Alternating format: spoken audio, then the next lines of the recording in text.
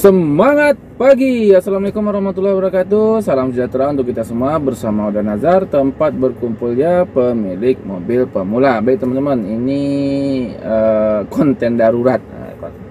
Sebenarnya nggak mau bikin konten nih, mau keliling-keliling.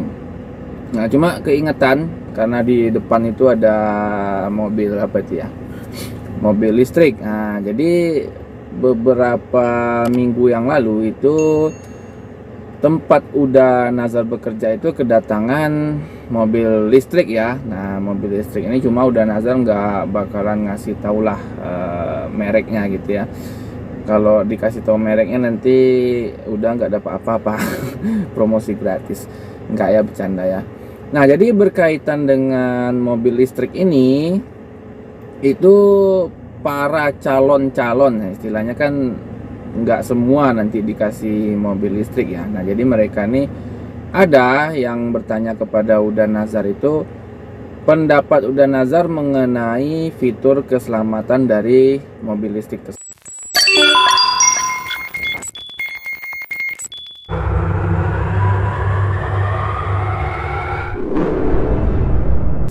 Nah, kenapa mereka bertanya seperti itu?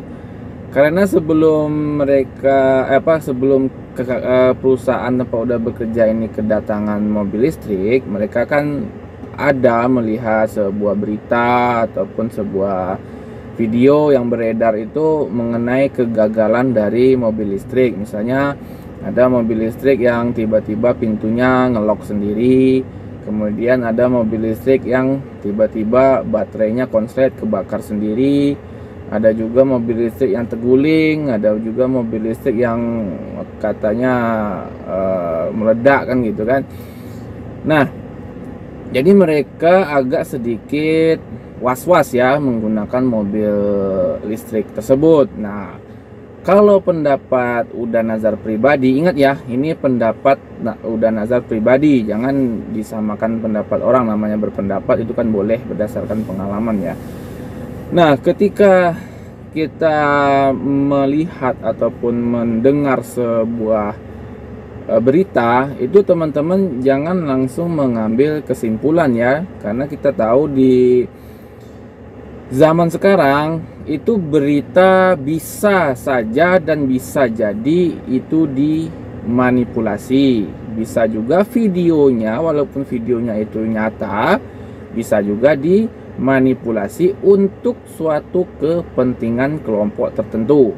Itu ya, itu bukannya Uda Nazar nuduh, cuma kalau terjadi hal seperti itu, nah jadi teman-teman jangan langsung mengambil kesimpulan. Karena begini, ketika video itu beredar ataupun berita itu teman-teman dengar, itu kan hanya dari satu pihak sisi media. Nah, dimana teman-teman kan kejadian sebenarnya tidak tahu. Anggaplah memang kecelakaan atau kejadian yang mengerikan itu memang benar-benar terjadi, tapi teman-teman kan tidak tahu penyebab terjadinya kecelakaan ataupun hal-hal yang mengerikan tersebut. Bisa jadi memang kegagalan dari fitur keselamatan mobil listrik sendiri, namun bisa juga terjadi karena kelalaian dari pengemudi. Kita analogikan seperti ini biar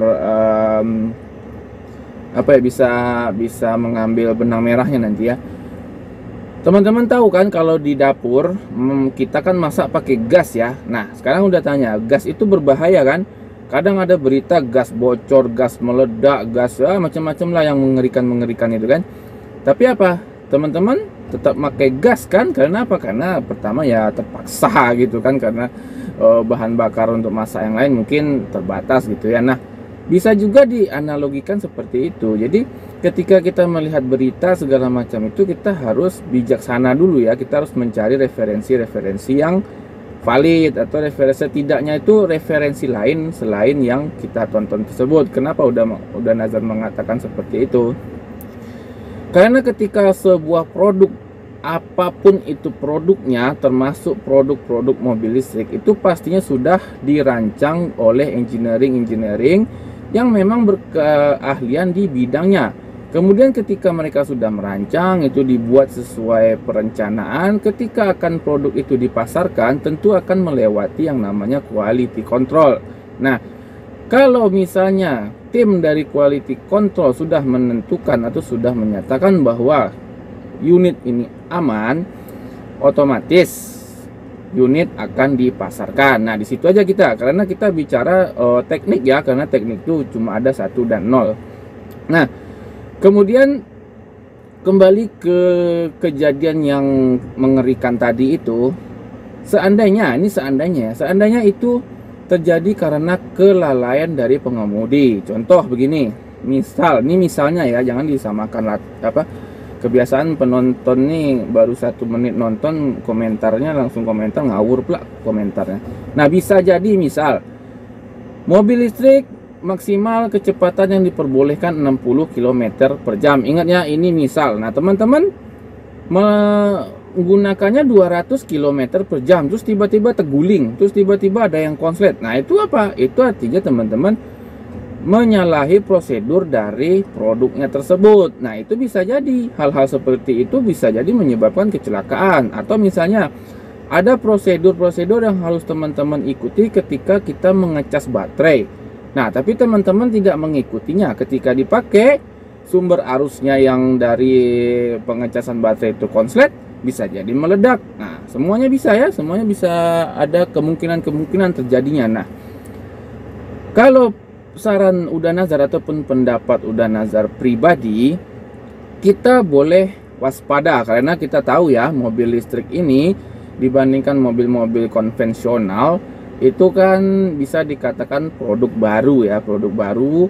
Nah, namanya produk baru itu pasti butuh pengembangan yang lebih lanjut. Nah, bagi teman-teman yang mungkin menggunakan mobil listrik ataupun terpaksa menggunakan mobil listrik karena misalnya perusahaan teman-teman akan go green atau program-program sejenisnya. Nah, itu Uda Nazar hanya berpendapat kita boleh waspada, tapi jangan terlalu parno ya, jangan terlalu ketakutan berlebihan. Jadi kita ikuti prosedur pemakaian dari mobil listrik sesuai dengan produknya, misalnya merek A, merek B, merek C. Nah, setelah teman-teman mengikuti instruksi ataupun SOP dari produk itu, Uda Nazar bisa dikatakan menurut Uda Nazar kecelakaan ataupun hal-hal yang mengerikan itu terjadinya itu bisa dikatakan gimana ya, kemungkinannya itu kecil ya, kecuali takdir. Nah, kalau takdirnya kita nggak bisa apa-apa. Contohnya begini, mobil biasa, ini kan mobil biasa ya, mobil konvensional lah anggap gitu kan ada juga tiba-tiba ada yang konslet, terbakar, dari dashboardnya keluar asap. Nah, itu kan bisa juga teman-temannya. Jadi jangan terlalu parno, kita tetap memakai mobilnya, kita pakai dengan prosedur yang sesuai dengan dari produknya masing-masing ya, kan banyak nih produk A, B, C, D, dan kebetulan beberapa bulan yang lalu Uda Nazar juga mereview sedikit ya untuk merek Fit, nah merek X, Y, Z, nah gitu kan, teman-teman bisa cari aja nanti itu. Demikian ya teman-teman, itu aja pendapat Uda Nazar mengenai mobil listrik ya, karena Uda Nazar pun pakai mobil listrik baru hitungan bulan ya, jadi ini kan pendapat itu berdasarkan pengalaman Uda Nazar sendiri ya. Terima kasih sudah menonton, semoga bermanfaat. Assalamualaikum warahmatullahi wabarakatuh, salam sejahtera, semangat pagi.